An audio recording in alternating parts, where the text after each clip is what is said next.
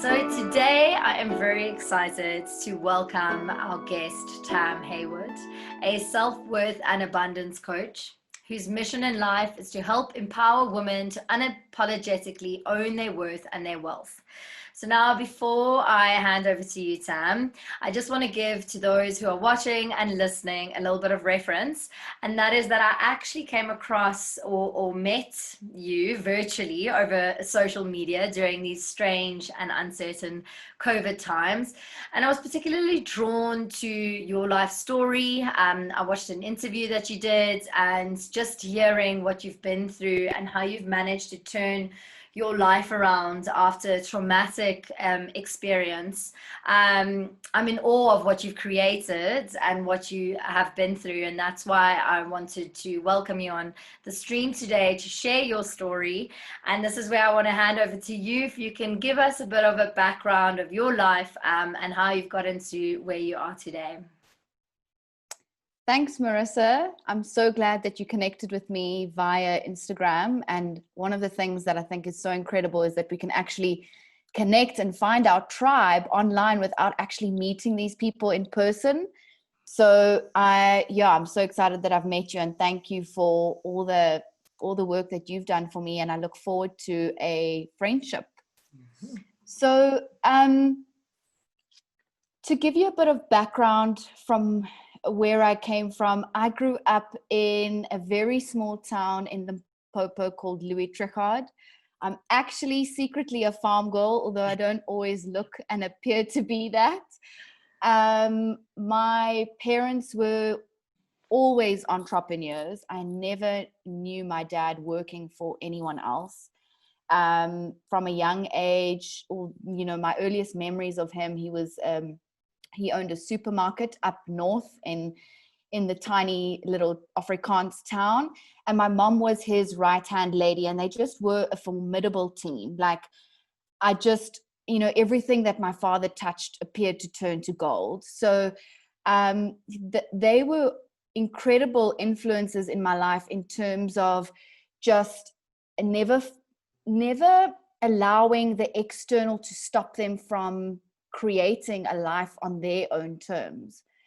Then at about the age of 8 years old, my dad, he was such a crazy soul, like a free soul. He decided to buy a hotel on a whim. So he went from supermarket owner to buying a dilapidated hotel and turning that around in 5 years' time into a very profitable business. And so I had the freedom of riding my motorbike and being free on acres of property to just, I love being outdoors. I love the freedom that came with that farm life. And that is where my life took a dramatic turn for the worst. At the age of 12, we had a break-in, and an intruder who was actually an employee of the hotel on the staff came in and murdered my folks in their sleep. I woke up in a panic, late for school. And my dad used to wake us kids up. I have a younger brother. He used to wake us up every morning for school and get us ready and the whole shebang. And I woke up and I was like, what's going on here? This isn't normal. And so I walked in and found both my parents lifeless in bed. And from that day, my world changed. My world took a huge knock. Also, I was an adolescent. So I was 12. I was going into turning 13. And I think, that stage of my development, I was grappling with who I was. And so, my identity, you struggle with your identity at that age and like trying to figure out who you are, where you fit into. And so that it knocked my confidence hugely, and it left me wondering, where is my place in the world? And so for many, many years, I carried this burden and this pain of, where do I belong? Where do I belong? And that was like the question that I kept asking myself. And, looking at the people around me, it appeared that everyone had their place. It appeared that everyone knew where they belonged, who their friends were, where they were going to go in life, what little talents they had, what skills they had, what interested them. And I had to move to the city. So my passion and love for riding motorbikes on an acre was now in a 4-bedroom house in the middle of Joburg. So it was a huge adjustment. And yeah, I think that was the sort of one thing that I kept asking myself, that's been a theme in my life, is where do I belong, and not feeling like I belonged anywhere. And so throughout my life, my mission was, or this sense of deep inner purpose came from, like, how do I first of all find where I belong, and then how do I help other people find where they belong? Yeah. So yeah, it's been a hell of a ride, but I think I'm on the other side of that pain now. I've carried that pain for many, many years, but I realized that the change has to lie with me. I'm the only one that can make the change. And I think that's important for anyone who's gone through trauma. And let's face it, we all go through trauma. We all go through hardship in life. But it boils down to becoming okay with that, and then seeing what your options are and how you're going to make your life work for you. Yeah, and I can't even imagine what you must have gone through. And I think it's such an inspirational story, just because I've seen you on this side of things. I met you on the beautiful static social media side of what we portray and put out there. Yes. And I just can't believe how you are so, like, and again, this is obviously outside perception, but like, you are so with it. You have turned what you've gone through into such a catalyst for transformation and learning and teaching others and helping others, which is why I'd love for you to share more in terms of career wise, where you're at and how you came to life coaching, and particularly finding the niche in empowering females. So by no means has this road been linear or easy.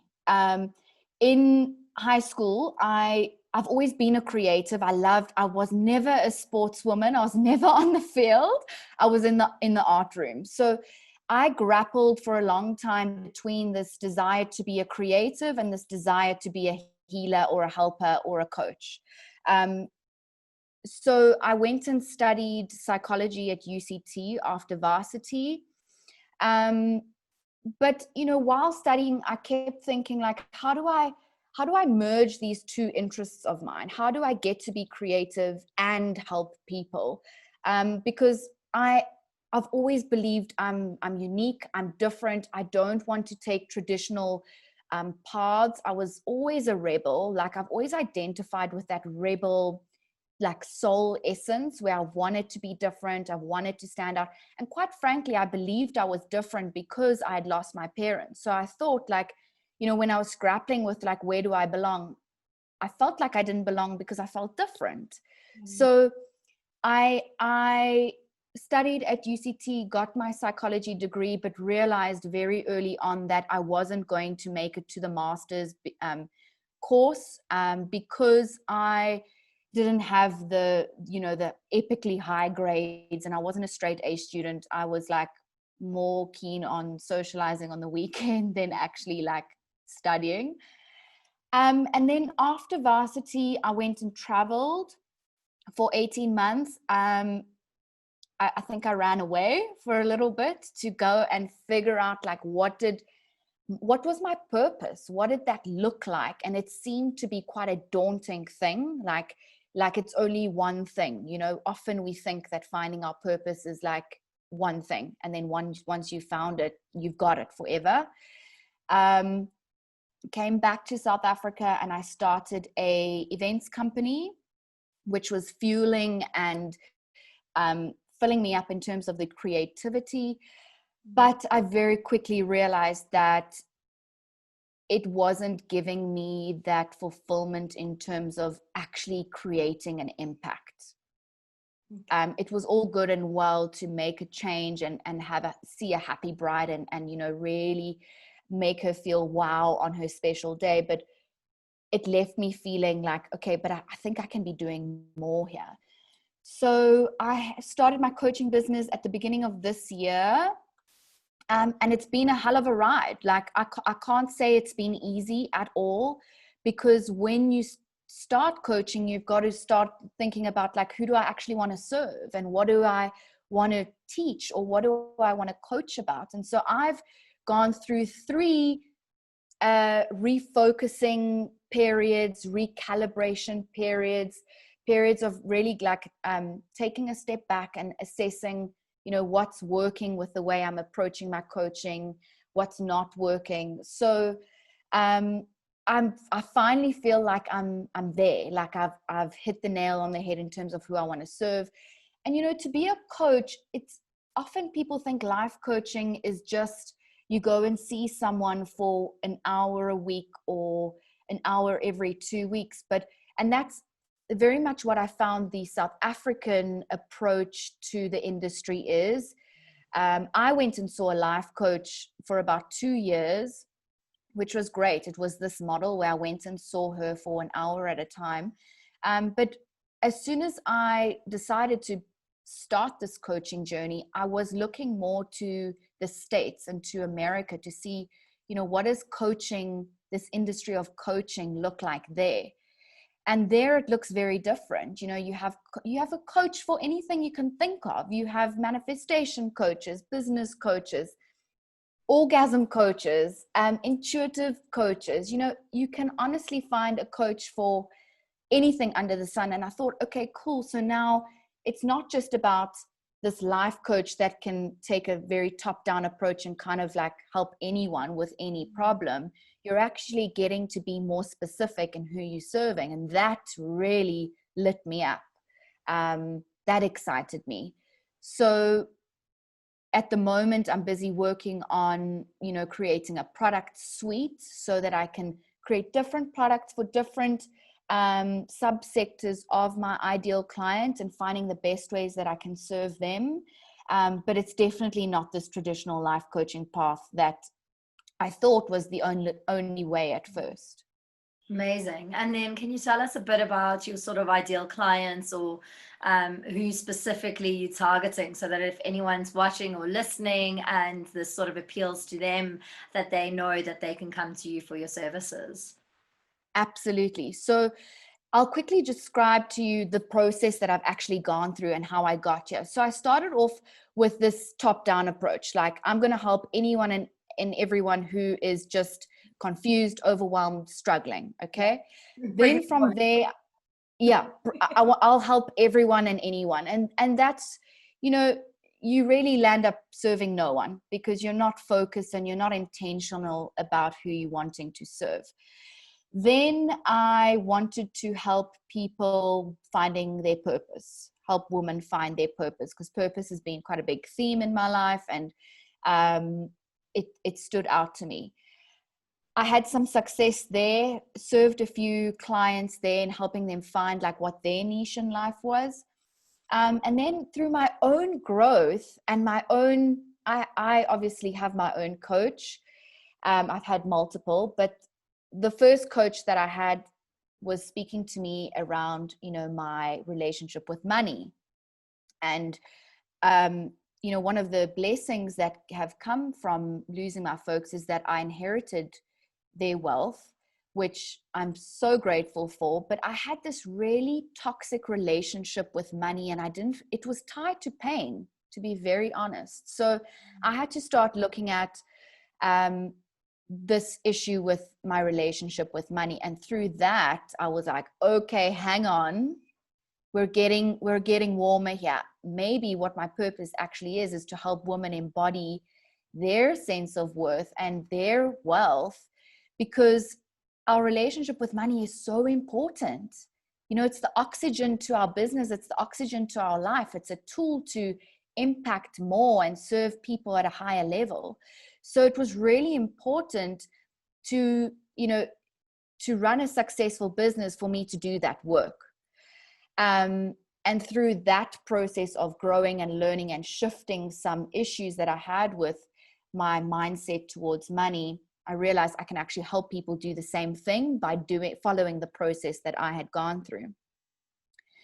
But that was still quite a, 30,000 foot view. It's still quite a broad subject, money and mindset.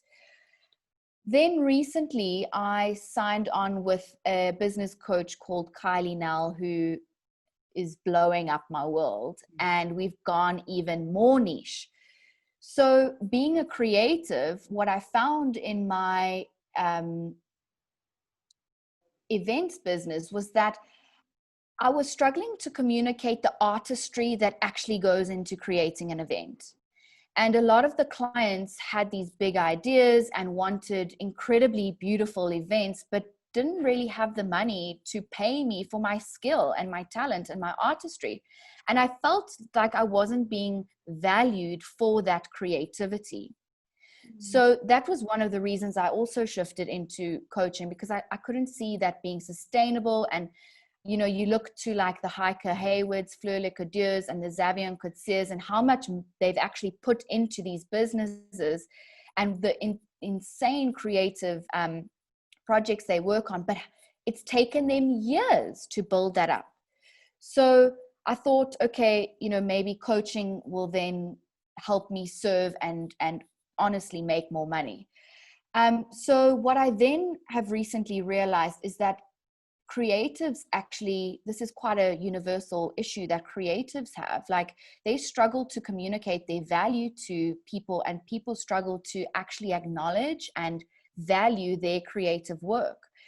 So the niche that I'm now wanting to serve is influencers who have a creative platform and an audience of 10,000 followers or more, who potentially work with brands but want to diversify their income stream and create knowledge products to teach their audience how they do what they do best. Awesome. And I think that this bridges this gap in the market where you want to be creative, but maybe that income stream is not, enough. And helping influencers see that they actually have a shitload of skills and talents that they could be monetizing, that they aren't actually even aware of. Yeah. So that's the sort of niche that I've gone into now. And it's been a journey. It's been 6 months of backwards and forwards and, brain dumping and mind mapping and going back to the drawing board. So it's certainly not linear and straightforward, but I'm loving that. I'm loving that process of discovery, because I know once I hit the nail, it's game over. It's just going to flow. Exactly. That's awesome. And then what would you say, so coming from quite an eventing, which can also be quite cutthroat, be a lot of drama at times, and a lot of people's energy and input into it, it becomes quite stressful. What would you say, going from that to where you are now in terms of your career, what fulfills you about what you're doing in your coaching? So I love showing people what they can't see about themselves. I love being that mirror for women who are maybe thinking a bit too small, because I'm a big dreamer. And I know that, there's been periods in my life where I thought it's wishful thinking, or it's too good to be true. But the more that I do this work, I realize how much potential there is. And I want to be that mirror for women to see like what's actually possible for them, because we hold ourselves back. We're our own worst enemies. And I just, that's honestly what I want to inspire, is like bigger thinking, because the more that I can empower and influence others to step up, the more that they're going to create an impact. And so it's just this cycle that continues of abundance and prosperity and adding to the economy. And that fires me up. That really fires me up. I love that. That's inspiring in itself. And then, have you experienced particular failure in your life that you believe set you up to the success that you've achieved today? Absolutely. So I went through a period of huge self-sabotage in my life where I was trying to figure out what I wanted to do with my life and what my purpose was. And, you know, having gone through trauma, I think one of the coping mechanisms I learned was to turn to substances.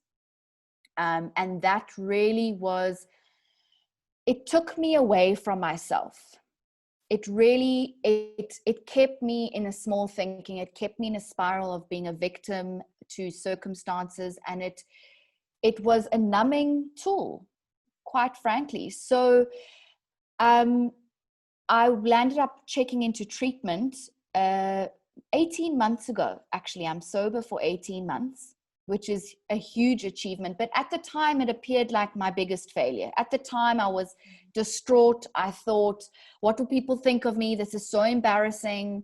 You know, because I always appeared to have my shit together, but that's not true. You know, it's not true for anyone. We may appear that way, but we all have stuff that we're struggling with. We all have stuff that we don't always have together.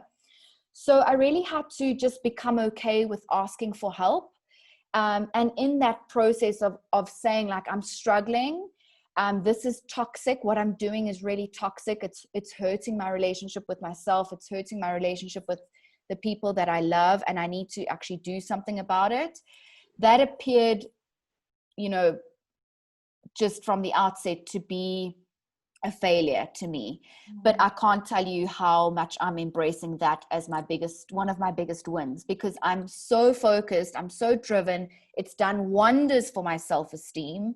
I don't doubt myself as much anymore. And I'm getting to choose me now.